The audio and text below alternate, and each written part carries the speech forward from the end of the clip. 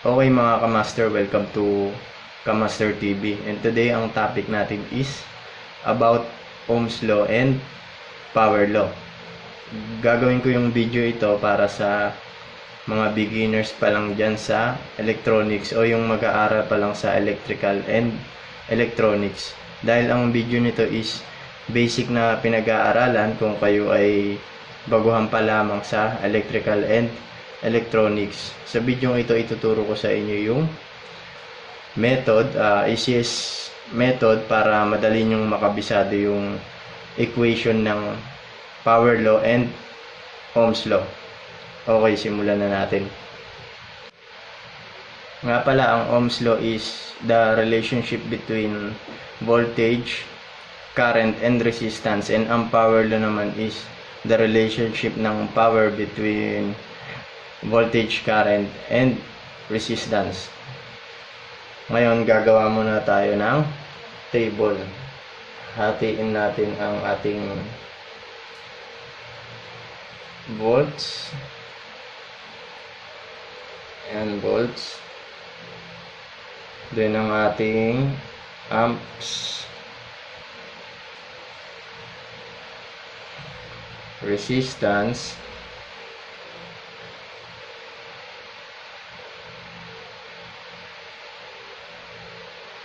and ang ating power. Yan. Gagawa tayo ng table para mas maayos. Okay, yan. Okay, maraming formula ang Ohm's law and power law. Meron itong 12 formula. Kadalasan makikita ito sa in a form of na tinatawag na power wheel. Nahati siya sa 12 dahil 12 ang lahat-lahat ng formula ng Ohm's law and power law. Pero dito gagawin natin siyang in a form of table. Ayan.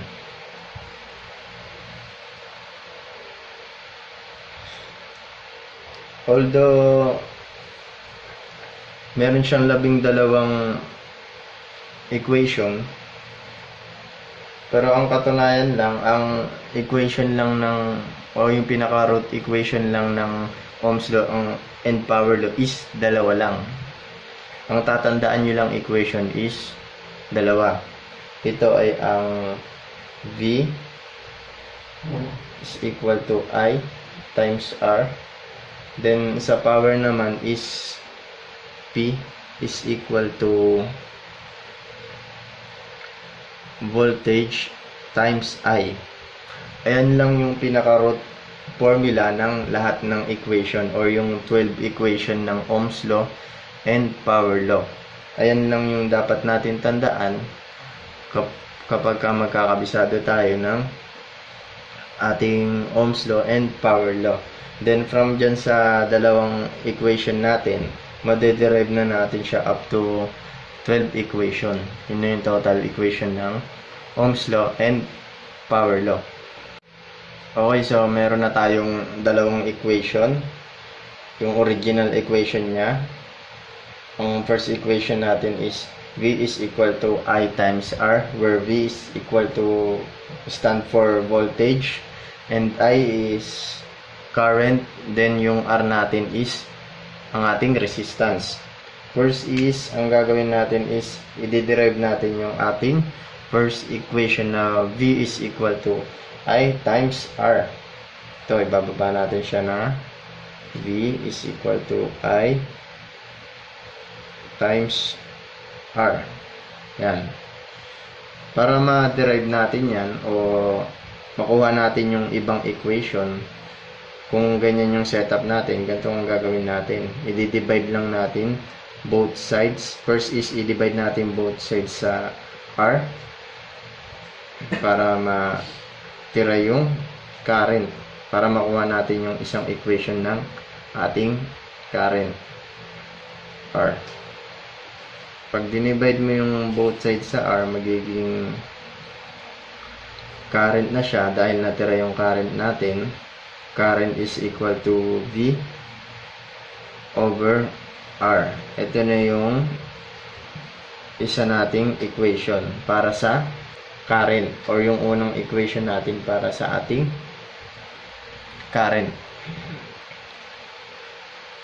Ganun lang kadaling mag-derive ng formula. Okay, second equation, kuhanin natin. Okay, ang gagamitin pa rin natin equation is V is equal to I times R para makuha naman yung ating resistance. Para makuha naman yung ating resistance, ang gagawin natin is the same lang sa una nating ginawa. I-divide natin siya both sides sa I naman. Kanina kasi R yung kinuha natin, kaya dinivide natin, or I yung kinuha natin, kaya dinivide natin siya both sides by R para matira yung I. This time, ang i-cancel out naman natin is yung ating current, or di-divide natin siya both sides sa ating current para matira yung R, para makuha natin yung isang equation pa ng ating resistance. Okay, so cancel out natin yung I, natira is R is equal voltage over current, or V over I. Ayan na yung unang formula ng ating para sa ating resistance. Meron na tayo para sa ating resistance na R is equal to V over I. Yan. Itong formula pala nito is tinatawag na derived method. Kasi diniderive natin yung formula para lumabas yung iba pa nating formula. Okay, tapos na tayo. Na-derive na natin lahat ng formula para sa ating Ohm's Law. So, dito naman tayo sa ating power law. Ito naman yung i-derive natin ngayon. Ito yung power law natin. Ibababa natin siya. Power, sa power law, power is equal to voltage times current, or P is equal V times I. Yan. So, kukunin natin yung formula para sa ating voltage. The same lang dun sa ginawa natin ng una. I-divide natin both sides by current. Current para matira yung ating voltage. So, dinivide natin both sides. I-cancel out natin yung same unit. Then, matitira is voltage. Yan. Itong voltage is equal to P over I. Yan. Nakakuha agad tayo ng isa pa nating equation. So, ilagay na natin siya sa ating voltage. Yung isang equation ng ating voltage. Voltage is equal to P over I. Yan. Pwede pa siya ng isang derive. I-derive pa natin siya ng isa para lumabas naman yung isa pang formula natin. Yung formula naman para sa ating current. Okay. Ganun pa rin. P is equal to V times I. Then yung voltage naman yung i-cancel out natin. Divide natin both sides by voltage. Okay. Cancel out ko yung voltage. Then ang matitira is I. Ito yung ating I. I is equal to P over V. Yan. Yun na yung isa pang equation ng para sa ating current. Ating current or amps. Current, ang unit niya is amps. I is equal to P over V, or power over voltage. Yan. Atin natin siya para malinaw. Yan.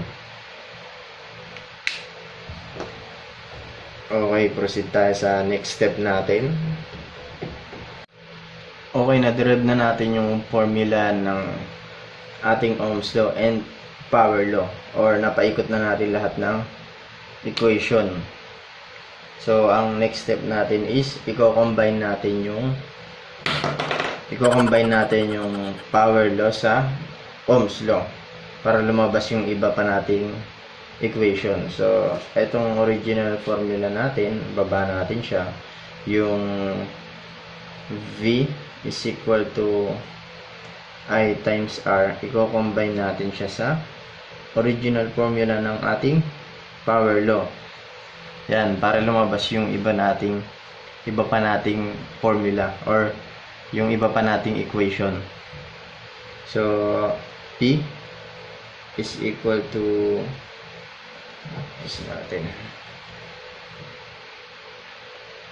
P is equal to V times I. Yan. Para mapag-combine natin yung dalawa na yan, itong voltage i-substitute natin dun sa, or i-combine natin dun sa ating power law. Since V is equal to I times R, ang gagawin natin sa kanya is itong I times R ilalagay natin dito. Yan. Ito yan. I times R. Yan. Dahil yan yung equation ng ating voltage. V is equal to I times R. Pinalit lang natin yung I times R para lumabas para ma-extract pa natin yung ibang equation natin or ma-derive pa natin siya. So, ito na yung naging answer natin. P is equal to I times R times I.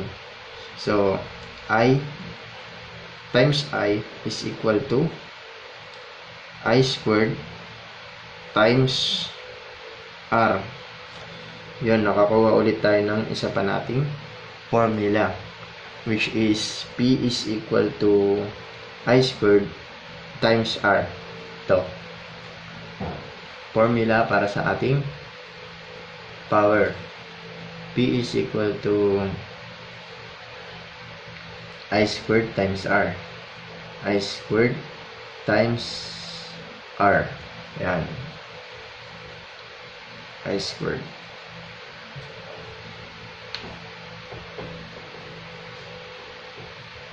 Okay, ang ginawa pala natin kanina is pinag-combine natin or sinubstitute natin yung value ng voltage sa power law para lumabas yung relationship ng power natin sa current and resistance, dahil yung voltage is equal to current and resistance. Sinubstitute lang natin siya para ma-derive natin. So, nakuha natin, lumabas yung equation ng power is equal to I squared times R. Yung relationship ng power sa current and resistance. Okay, dito naman sa pangalawa, ganun din, same din yung gagawin natin. Kaso, ang ipagko-combine naman natin is yung pangalawa nating or yung derived formula na natin to. Galing sa ating original formula, yung pangalawa natin. Sa current is equal to voltage over R. I-combine natin siya sa power law na P is equal to V times I para lumabas naman yung relationship ng power sa voltage and resistance. Okay, paano natin yung gagawin? Ibaba ulit natin yung ating equation ng ating power. Then, ang isa-substitute naman natin is yung equation ng ating current. Yung voltage natin, dito pa rin. So, magiging siya... Wait. Voltage times ang value ng ating current is V over R. Yan, para lumabas yung relationship ng voltage ng power natin, voltage and resistance. Okay. P is equal to V times V is equal to V squared over R. Yan na yung isa pa nating equation. Yan. P is equal to V squared over R. Yan. Lagay natin sa ating power. Kompleto na yung equation ng ating power. P is equal to V squared over R. Kompleto na siya. Dahil tagtatatlo lang naman formula yung bawat unit natin sa power law and Ohm's law. Okay, 1, 2, 3. Meron na tayong tatlong formula na nakuha sa ating power. Proceed tayo sa ating next step. Okay, dito tayo sa ating voltage. Kompletuhin natin yung ating voltage. Meron na tayong V is equal to I times R. Then, meron na tayong V is equal to P over I. Kulang na lang natin is ang relationship ng ating voltage, power, and resistance. Ayan, voltage, power, and resistance. Kulang natin is power and resistance. Ngayon, nahanapin natin sa mga dinerive nating formula kung saan natin makikita yung equation na merong present ng voltage, power, and resistance para ma-derive natin at makuha pa natin yung isang equation ng ating para sa ating voltage. Okay, hanap tayo. Meron dito P is equal to V squared over R. Yun, meron siyang power, meron siyang voltage, and meron din siyang resistance. Okay, testing natin yan. Try natin. Okay, baba natin yan. P is equal to V squared over R. Kung ganyan ang setup ng ating equation, ang gagawin natin dyan para ma-derive natin is i-cross multiplication natin. P times R. Then, maglalagay tayo ng imaginary number dito na number 1 para ma-multiply natin yung ating V squared. Magiging V squared times 1 equals V squared, then equal to P times R. V squared is equal to P times R. So, para mawala yung squared natin dito sa ating voltage, i-squared natin siya both sides. Ang magiging equation na natin is V is equal to square root of P times R. Yan yung isang equation natin para sa ating voltage. So, kompleto na naman yung isa nating unit, equation ng isa nating unit. Tatlo na para sa ating voltage. Voltage is equal to P times R, square root of P times R. Okay. Next naman tayo, ang ating amps o yung ating current. Sa ating current, yan. Sa ating current, meron na tayo ng relationship ng current sa voltage at resistance. Meron na rin tayong relationship ng ating current sa power and voltage. So, ang kulang na lang natin is relationship ng ating current or relationship ng ating current sa power and resistance. Yan. Para makuha natin yung huling equation ng ating current. So, hanapin natin siya dito sa etong ating dinerive na equation kanina. Meron siyang power, current, and resistance. So, yun yung hinahanap natin. Then, ito, ibaba natin siya para ma-derive natin. Okay, ganun dito. P is equal to I squared times R. So, para mapalabas natin yung ating current, i-derive natin siya, i-divide natin siya both sides by R para ma-cancel out natin yung ating R. So, is equal to I squared. Dito na natin ilagay, di na siya kasya. I squared, ito yan. Ginancel out natin, natira yung ating I squared is equal to P over R. So, katulad din kanina ng ginawa natin sa ating voltage para mawala yung square root natin both side. Then, ang answer na natin is I is equal to square root of P over R. Ayan na yung huling equation para sa ating current or para sa ating amps. Lagay natin siya dito. Yan. I is equal to square root of P over R. Kompleto na yung equation para sa ating current or amps. Ampere, unit ng current. Dito naman tayo sa ating pang-last na unit.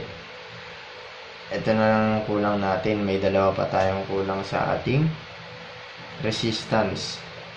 Meron na tayong resistance, relationship ng resistance sa voltage and current. So, ang kailangan natin is relationship ng resistance natin sa power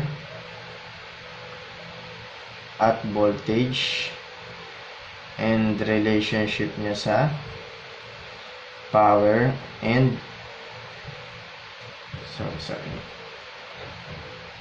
power and voltage.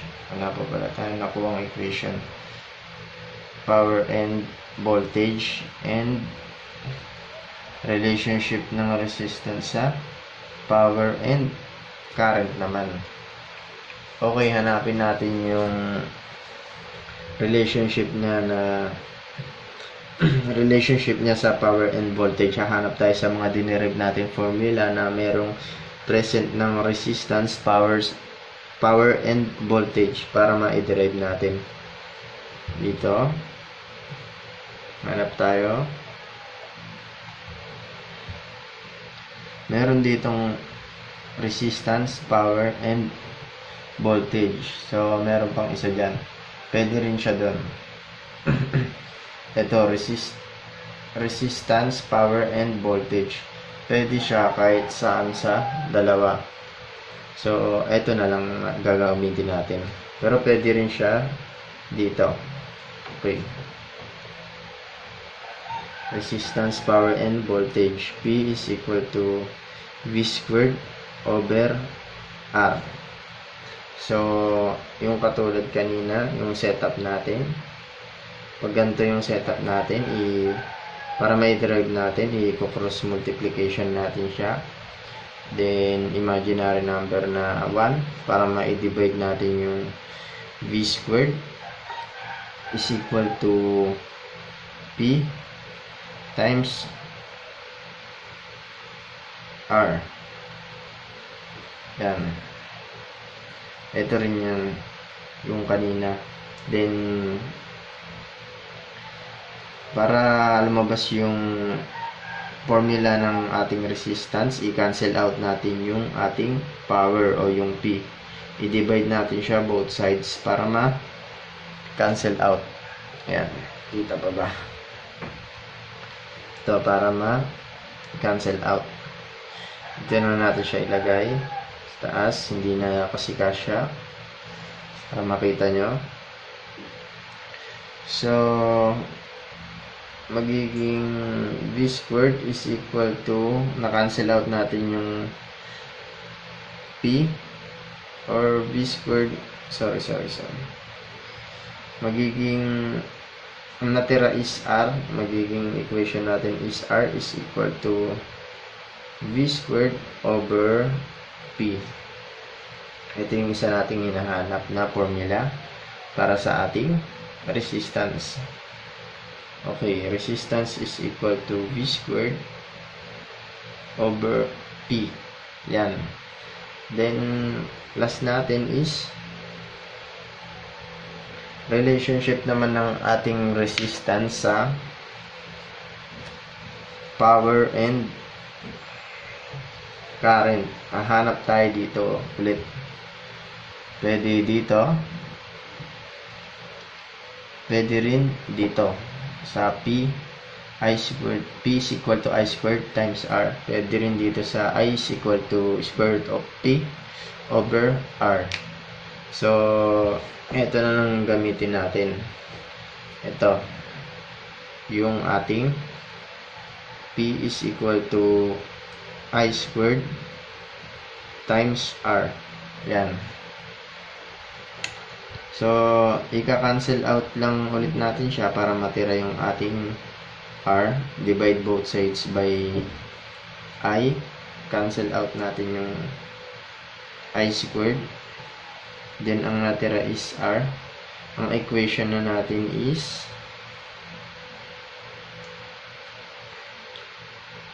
R is equal to P over I squared. Ito yung last equation natin para sa ating resistance. So, ilagay natin siya dito.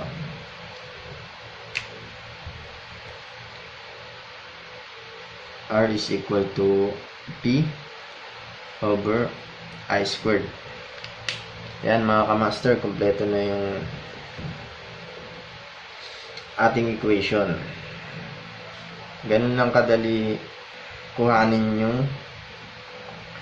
lahat ng equation para sa ating Ohm's law and power law, or power law using derived method. Meron tayong nakuhang from two equation or from two original equation, nakakuha tayo ng 12 equation, 3 equation kada unit or 3 equation per unit.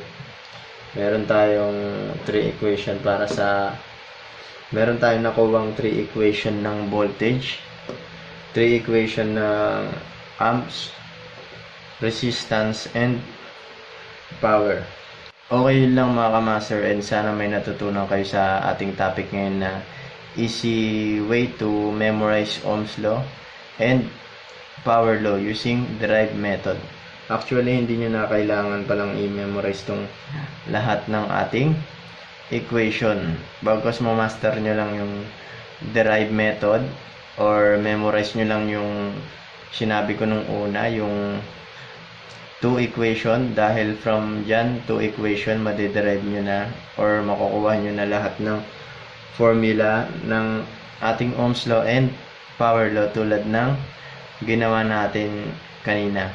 Okay lang mga kamaster. Thanks for watching.